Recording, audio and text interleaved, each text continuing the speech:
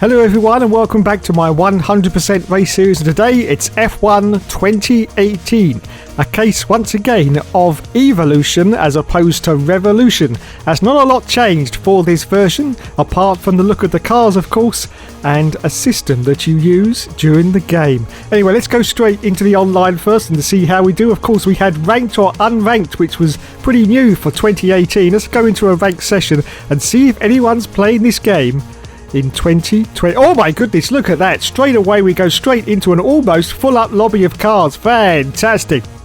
So it's great to see that online this game is very much alive in 2021. Great to see, great to see. I did try to contact some of those people to ask them why they were still playing this game, but unfortunately none of them had their microphones on, or they couldn't hear me or something. Anyway, so let's have a look at unranked now and see. Oh my goodness. Well, it seems that no one wants to play unranked in F1 2018. Oh dear, oh dear, oh dear. Anyway, let's have a look and see what we got now. As once again we've got championships, of course, because we've got classic cars back again. So we've got the full championship for 2018. We've got classic, sprint, double-header tours. It's all here and beautifully presented, I have to say, for the 2018 version. But once again, it's a mode that not very many people actually get round to playing or can be even bothered, because of the career mode takes up so much time. You don't really see a lot of these races. In fact, you just seem to forget about them once you start in career. But they are all there and it's great to see. And of course you've got the invitationals, which is available during the career, but you can take them individually if you so desire. Fantastic. Okay, let's set up our driver for the career mode. Once again, of course, we are going to go for the Hookster, yes, and put his helmet on and his driver number, it's additional number of course, so we're not going to go through this. Mr. Dave Hook, yes, that's him, the Hookster himself. And there we go. So we start our career on F1 2018. Let's get into this then. Let's get into this. And of course we got our team selection like we always have, and once again we can start at the top or start right at the bottom. Unfortunately, the bottom in 2018 was the Williams team. Very, very sad indeed, but it was a fact that they were the slowest team in 2018. Okay, then it's time to start the career mode just to see what happens at the start of this game. So here we are then, we get a cutscene of outside the circuit, and there she is, there's Emski talking her usual spiel, and we got a new lass, a new lady. It's Claire, motorsport journalist. Double the fantasy for Dave. Double the fantasy for Dave. And they're all talking a lot of old waffle. Lot of old waffle. We're not really listening.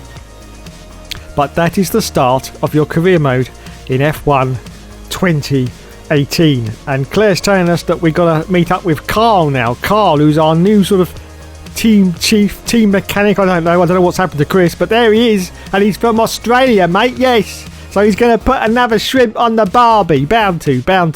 Let's have a look around and see what's... Oh, he's just showing us around the garage. Thank you, Carl. Thank you. So we sit down at our desk now and we will see our teammate in the background. We have chosen Huskar. So there is Mr. Lamon Glojon as our teammate. And there's Emski telling us some more information. Fantastic about how good Hus were. Well, they were in 2018, but sadly not anymore. No. So this is our desk. We've got a screen in front of us. So look and see. Well, this is a bit untidy. Well, why has he got his laptop open and he's not even using it? Think of the environment, sir. Think of the environment. That's disgusting. Absolutely disgusting. Well, as I say that, our desk isn't much better. Look, we've got coffee everywhere and folders sort of off at angles. I don't know. What's he doing? Well, he looks very studious, doesn't he? Very studious indeed. Tapping away at his keyboard like a warrior. Like a warrior. What's going on up there? Oh, look at that. We've got screens above our head. It's just like a bedding shop. Just like a bedding shop. Yes. Oh, the 420 Ascot, please, my good man. Oh, God, those were the days when we actually went outside. Anyway, let's have a look and see. We got a message from Gunther Steiner. Gunther Steiner. He says, make sure you're a good boy or I'll smack your ass. Anyway, let's move on. Let's move on very, very quickly. We've got a tutorial from Carl. We've got a contract summary from Emski. We start on the very easy level for the contract when we start the career, which is great news. We've got a weekend preview from Carl. Thank you, Carl. And Jeff is back, everyone. Yes, Jeff is back with the weather forecast. Yes, that's all he's been reduced to now. He's the weatherman in 2018. And here is a brand new feature for 2018. It's, of course, the contracts. We can renegotiate our contract every 4 rounds. I have no idea why you'd want to do that. No. And they did change it in later versions. Of course, you can't do it anymore. It's sort of every half season, which is pretty much how it should be. I think 4 rounds is ridiculous. And of course you can select your rival now for the championship. And of course the research and development is back. It's pretty much unchanged from last year's game. You've got a 122 parts to bolt onto your car, and hopefully it'll make it a little bit faster. Although not if you're in a Williams car. No, definitely not. It'll make it pretty bloody slow, whatever you put on the car. Anyway, we move on, and you can see we're just putting some development parts of the car. Now, new for 2018 was the new engine regulations and rules, which meant that we now only had 3 engine sets for the whole of the season, which was very, very difficult to get to the end without having to incur a penalty. But that's what we had. It was 4 in last year's game. But of course, the wear rates have been increased. 220 laps for 2017, 240 laps the expected lifespan for 2018. So there you go. So we have selected the Husk car, and we go out now for our first little sort of run at Australia, and that's basically the start of the career mode in 2018. Of course, there was no driver changes. We had to wait until 2019 before that came into effect. But there is one big change which you can see on screen right now. Of course, the introduction of the halo for all the cars. Lots of people hated it. There was a lot of debate about it at the time, but pretty much by the end of the season, everyone had completely forgotten about the halo. And even today now, it's very rarely talked about on the cars. But of course, it did reduce your visibility quite a lot. But Codemasters did have the foresight to put in an option where you could actually remove the central pillar from the halo if you're in cockpit view, so you could actually see a lot better going into the corners, especially if you've got the racing line on, because you couldn't see the line with the halo bar in place. And here she is. There's the motorsport journalist herself, Claire, and she asks you a lot of questions before a lot of the sessions, and that was basically pretty new for 2018. But the questions were a little bit little bit rubbish, to be honest. Yes, they didn't really add much to the show, it has to be said, and they were pretty much damned annoying. Yes, damn bloody annoying. Anyway, that was another new addition to F1 2018. Yes, Claire asking you lots and lots of questions. Fantastic. Well done, Codemasters. Anyway, let's move on now to the classic cars for 2018. We started with the 1972 Team Lotus 72D, then the 1976 Ferrari 312 T2. On to the 1976 McLaren M23-D. 1978 Team Lotus 79 was next, followed by the 1979 Ferrari 312 T4. On to the 1982 McLaren MP4 1B, then the 1988 McLaren MP4 4. On to the 1991 McLaren MP4 6, then the 1992 Williams FW14B. Nigel Mansell! It's Mansell! Then on to 1995 for the Ferrari 412 T2. Then 1996 for the Williams FW18 Damon. It's Damon. Then on to the 1998 McLaren MP4 13. Then the 2002 Ferrari F2002. Then the 2003 Williams FW25. Then the 2004 Ferrari F2004, then the 2006 Renault R26 driven by Fernando Alonso, then the 2007 Ferrari F2007, on to the 2008 McLaren MP4/23, and then of course the 2009 Brawn GP BGP-001, and finishing up we have the 2010 Red Bull RB6. On to the modern cars now. We go to Mercedes, who started of course with, yes, we know it's going to be, yes, it's Lewis Hamilton and Valtteri Bottas. The next team in 2018 was Scuderia Ferrari with Sebastian Vettel and Kimi Raikkonen. On to the next team, Aston Martin Red Bull with Daniel Ricciardo and Maxi Boy Verstappen. On to the next team now, it's Force India with Sergio Perez and Esteban Ocon. Then we move on to Williams Racing with Lance Stroll and Sergei Sirotkin. Next team is Renault Sport Formula 1 team with Nico Hulkenberg and Carlos Sainz. Then we move on to Red Bull Toro Rosso with Brendan Hartley. Brendan Hartley, so gay, so bloody gay, and Pierre Gasly. We move on now to Haas F1 team with Romain Grosjean and Kevin Magnussen. Then we move on to McLaren F1 team with Fernando Alonso and Stoffel van Doorn. On to the next team now. It's Alfa Romeo Sauber F1 team with Marcus Ericsson and Charles Leclerc. For, of course, his first year in Formula 1. So who are we going to pick? Who are we going to pick indeed? Yes, that's right. We're going to drive as Charles Leclerc. Let's go to the circuits first. And for 2018, we started, of course, with Australia. Next, we went to Bahrain. Then it was Bahrain short. Then the next circuit in 2018 is China. Then Azerbaijan. Then Spain. Next circuit is Monaco. Then we moved on to Canada. Then France at Paul Ricard, which was brand new for 2018. What a horrible circuit that is as well. And then we moved on, of course, to the next circuit, which was Austria, Spielberg. Then Britain with Silverstone. Then, of course, we got Britain short at Silverstone as well. Then Germany with Hockenheim. Then Hungary with the Hungaroring. Belgium with Circuit de Spa, Frankie Champs. Then Italy with Monza. Singapore, Marina Bay Street Circuit. Russia with Sochi. Then we go on to Japan with Suzuka. That, of course, has got a short version as well, which, of course, wasn't in the championship. And, of course, we've got USA Circuit, the Americas, USA short. And then Mexico, then Brazil. And bringing up the rear, of course, was Abu Dhabi at the Yas Marina Circuit. So here we go then. We're going to select Brazil as well for Charles Leclerc because, of course, it's one of my favourite circuits. Yes, my favourites. No, go back to Brazil, Dave. Brazil, that's the one. Don't change your mind now at the last minute, for cock's sake.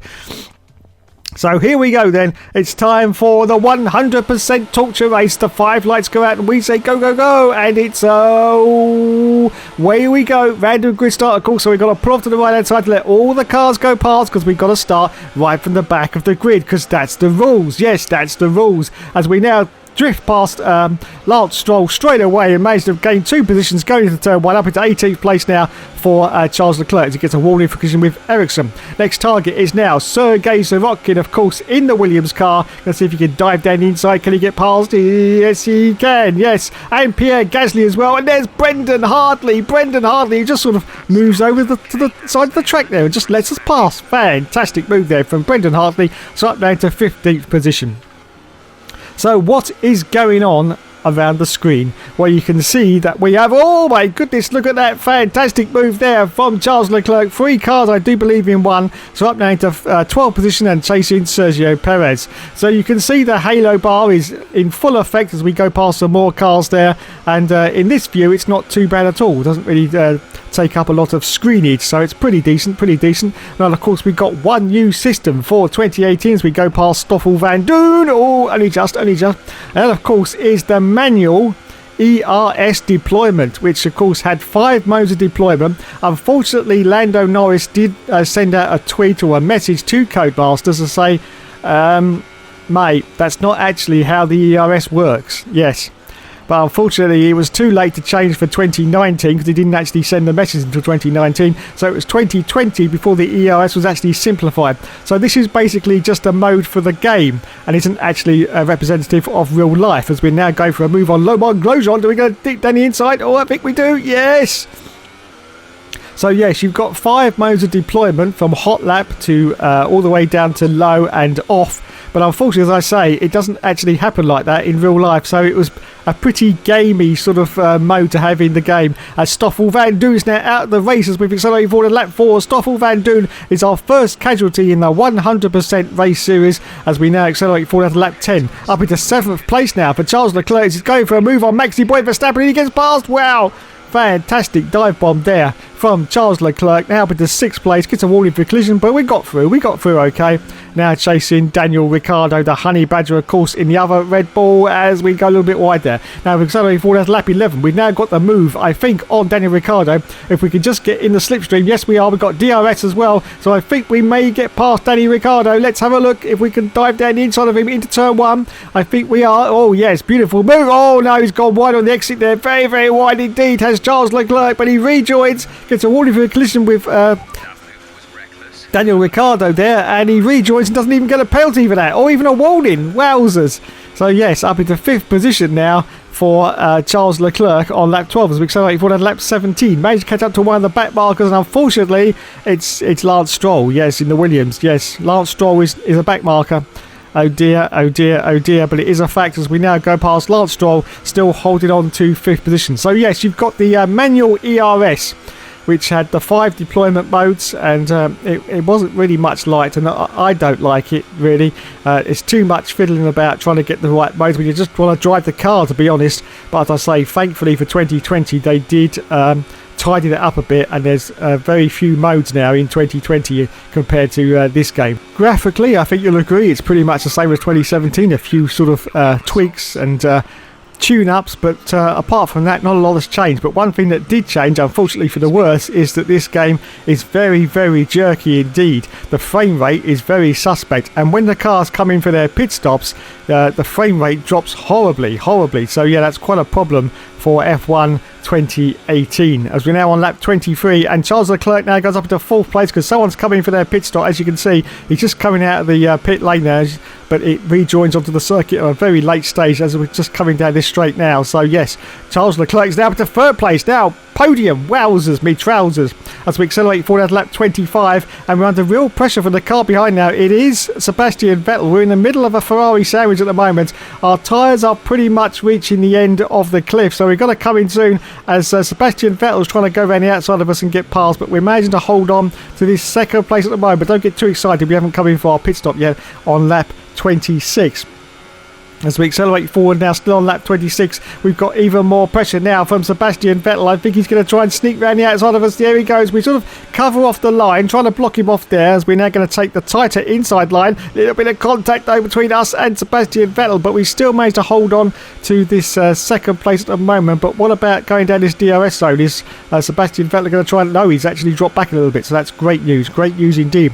As we accelerate forward at lap 29. Lap 29 this time though, we've got a car going past, and it's Valtteri Bottas in the Mercedes, and he forces us to go very, very wide on the exit there, and we've gone right out onto the outfield, and we're trying to see if we can get this place back now from Valtteri Bottas. Can we get past Valtteri? Well, we're going to see if we can sneak it down the inside. Are we? No, unfortunately we can't. So we've lost a position there to Valtteri Bottas on lap 29, down to 3rd place at the moment, and we've really got to come in for our pit stop because our tyres have pretty much burnt off, and there's not much rubber left on them, so we've got to come in for our pit stop as we accelerate forward at lap 29. So we do indeed come for our stop.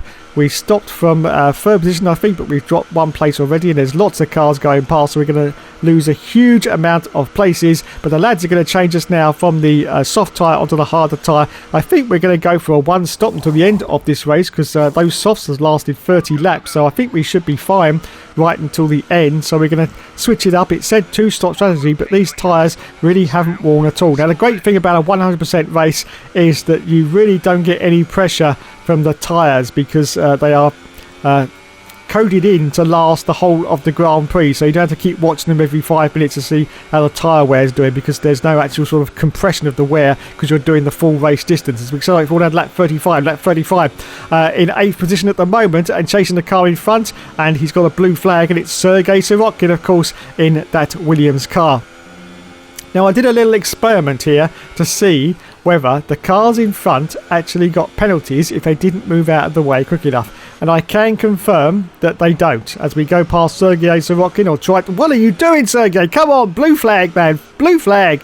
Get out of the way. Yes, I can confirm that they don't, because I followed one of the cars for 3 laps under blue flags. He should have got a penalty, but he didn't. Anyway, we accelerate forward at lap 39, and we managed to catch up to the back of Sir Lewis Hamilton himself. Yes, Sir Lulu in 2018, still right up there. Well, I say right up there, he's only in 7th place at the moment, but of course he may have just come in for a pit stop. So we are right up the derriere of Sir Lulu. Can Charles Leclerc get past him and get up into 7th place? Well, we're just about to find out, because we're just about to go into this very, very last turn. Is he going to make the move? No, he can't make the move.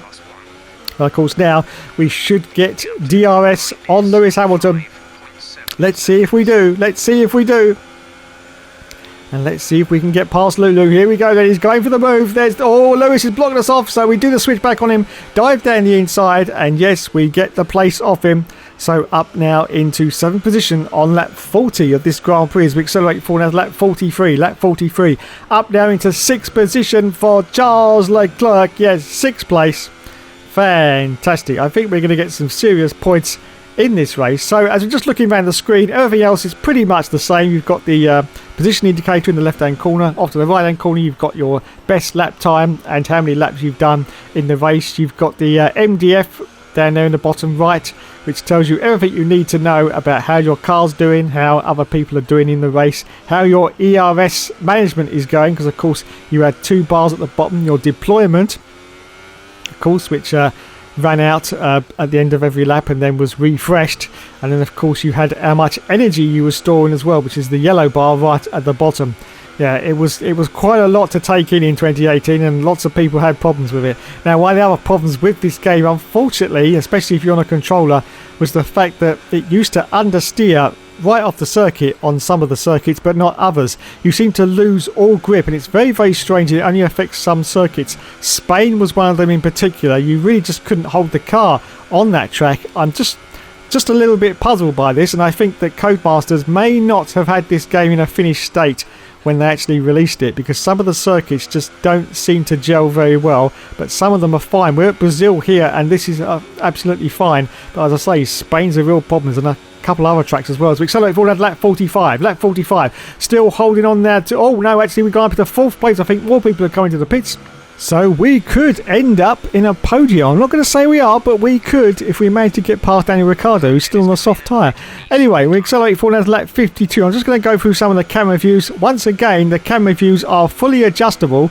I think this is the offset T-cam. I always like to use the offset T-cam. What I do is I straighten it, yes. Anyway, this is now the chase view, which of course was used by many people in the early days of league racing, including TRL Limitless, who actually used this in his first season of league racing. Yes, the chase view. I've no idea how he managed to be as successful as he was, but yes, that was the view that he first used in league racing. Of course, it's a view that a lot of people use in sort of rally games if they don't want to get vertigo and get seasick. So it's a view I use, especially in a lot of the Colin McRae games. But there you go, and there's the further out chase view as well. The views are pretty standard, that's to be said, but I do like the way you can customise them all. There is, of course, is the nose cam view as well. And there is the beautiful cockpit view for 2018, and you can see the halo bar there with the central pillar removed, which means it's a lot easier, as I say, to see that racing line with the central pillar missing. And it is a beautiful view, as to be said. And look at all the dials and buttons on the steering wheel. That's great to see. I mean, if you go back to some of the early PS1 games, they didn't even have any sort of lights on the steering wheel whatsoever, and now all the way up into 2018 we've got pretty much every sort of button that you want on your steering wheel that you're going to have, and that's basically what the real steering wheel looks like in real life. Yes, in real life. So that's great to see. Anyway, there you go then. That's the views for 2018. But as I was sort of going through the views, oh my goodness, no, Sebastian. Oh, bugger. Oh, bugger. Well, thank you, Sebastian. I was just trying to show the audience the views there, and you just took me out, you chump. Anyway, lap 53, once again, Sebastian Vettel is trying to sneak down the outside of us, but I think we're going to get him this time, are we? Yes, we are. So we're holding on to 4th place on lap 54. Fantastic. As we accelerate forward now to lap 56, still in 4th position and still holding off Sebastian Vettel, but he's very, very angry indeed about something. I don't know quite what, and he's right up Arkeesh Nadel's. He's going to go for a move down the inside. I'm sure he is. Yes, there he goes. Is he going to get past? Yes. Oh, no, he doesn't. No, he doesn't. Oh, yes, he does. Yes, he does this time. So Sebastian Vettel gets past Charles Leclerc, but Charles Leclerc... Oh, Sebastian, no! Why did you do that again, you chump? Yeah, anyway, lap 56, everyone. Still holding off Sebastian Vettel, as you can see. Bloody hell. Bloody hell. And hopefully we will get in some good points before the end of the Grand Prix. We accelerate forward at lap 63, and you can see that Sebastian Vettel is still chasing us. But we are made... Oh, no, he's got red arrow now, so he's going to see if he can sneak round the outside. Oh. Are you all right? Oh. Engine off. Sebastian! Boo fags! Anyway, this is now lap 63, everyone. Still holding on to 4th place, and we're still holding off Sebastian Vettel quite valiantly, has to be said, even though he's taken us out about 3 times already, and always trying to sneak down the inside of us. Are we going to make contact? Oh, yes, we do. So what can we say about F1 2018? Well, oh, yellow flags on lap 68. Have we got another car that's dropped out? I'm not quite sure. The answer to that is going to be a... Yes, Kimi Raikkonen is out of the race. Oh, was Kimi ahead of us? Are we going to get into a podium position, everyone? I'm not quite sure. We'll have to find out when we go past Kimi, but he could have been like... If he was in the lead, he could have been a minute ahead of us, so we'll find out a little bit later. Anyway, we've got Lewis Hamilton right up our chuff now in 5th place. Wowzers. So can we get to the end and hold off from Lewis Hamilton? So anyway, what do we think about F1 2018? Well, as I said earlier, it's pretty much the same as 2017, just a few more tweaks. And of course, the look of the car looks a lot better than 2017, because as I said previously, those tyres just looked horrible and completely out of proportion. But they have finally sorted that out for 2018. As you can see, the car looks a lot better now. So well done, Codemasters. Well done indeed. So the official car for 2017 wasn't actually officially. Now anyway, oh my goodness, Lewis Hamilton's trying to get past us. He's trying to sneak around the outside of us. Can we hold him off? I think we can. And I think, oh, we got yellow flags. That could be the section where Kimi Raikkonen's gone off. So yes, we go up into 3rd place now on just 2 laps left of the Grand Prix. So it looks like we are going to finish on the podium. Fantastic for Charles Leclerc as we accelerate forward at lap 71. Oh, our tyres are pretty dodgy. Have you ever noticed that if you don't look at your tyres, everything feels okay, and as soon as you look at the tyres, the car starts to feel like it's understeering and oversteering all over the place? That's psychological. Yes, because if you'd have looked at it earlier, then you would have had that effect earlier. But anyway, Valtteri Bottas has won the race, and it looks like Charles Leclerc, yes, is going to finish in 3rd position in, of course, quite possibly one of the slowest cars in the field, which was, of course, the Alfa Romeo. Sauber, whatever you want to call it, I don't know. Anyway, we come around the final corner now. The Torture Grand Prix is over, everyone, and we're going to finish in 3rd position. A fantastic result, 100% race, 71 torturous laps around Brazil. And we finished the race in 3rd place. Fantastic. Get in there, Charlie boy. Get in there indeed in his first season in Formula 1. And there's that jerkiness that I was telling you about earlier. Not good, Codemasters. Not good indeed. Okay, let's go on to the podium now and celebrate with the drivers. There's Toto Wolff, the Terminator. Congratulating his team mechanics because Valtteri Bottas won the race. And what a good race it was for Valtteri. And there's Charles Leclerc in the background. And there's the team mechanics of Mercedes, hugging it out like they always do. Well done, lads. Well done indeed. And getting out of his car now is Fernando Alonso. Great to see. Great to see indeed. So there you go then. Onto the podium. There's Charles Leclerc in 3rd place, and there's Valtteri Bottas, who won the race. As the champagne goes over everyone. Yes, over everyone, including the cameraman with his 20 grand camera. Fantastic. Okay then, let's see what happened during that race. I didn't see many surprises, to be honest. So Charles Leclerc finished in 3rd place, Valtteri Bottas won the race, Daniel Ricciardo finished in 2nd place, Lulu finished in 4th position. And who dropped out? Well, we know Kimi Raikkonen dropped out. And was anyone else? Oh, and Stoffel Van Doon, of course. Yes, he was right at the beginning of the race, wasn't he? So there you go. Okay, it's time once again for the favourite part of the video, the Monaco test. Please be careful into Sandevort. No, I'm not going to... Oh, God. Oh, dear. Oh, dear. Anyway, let's have another attempt at that. We want to see if we can get one of these cars flipped up before we get into Sandevort. Can we? Oh, no, yes. Yes, we've done it. I think that was Sebastian Vettel. That's revenge for keep taking me out in the bloody race. Let's have another replay look. And Sebastian, yes. Oh, almost upside down as well. Almost upside down. Oh, and it's a 10 from Len. Thank you, Len. Where the bloody hell have you been, Len? Anyway, let's have a look and see if we can get some more carnage during this race. Of course, the contact model is pretty much the same as 2017, which means pretty darn good as we now climb up the hill. Up the hill of Monaco. Let's see who we're going to see if we can take out. Valtteri Bottas looks pretty good. Let's see if we can take out Valtteri or maybe Lewis. Maybe Lewis as we go down the hill now. Oh, it's Hamilton. It's Hamilton. Yes. Fantastic. But can we flip our own car? Let's have a look and see if we can. Oh, yes.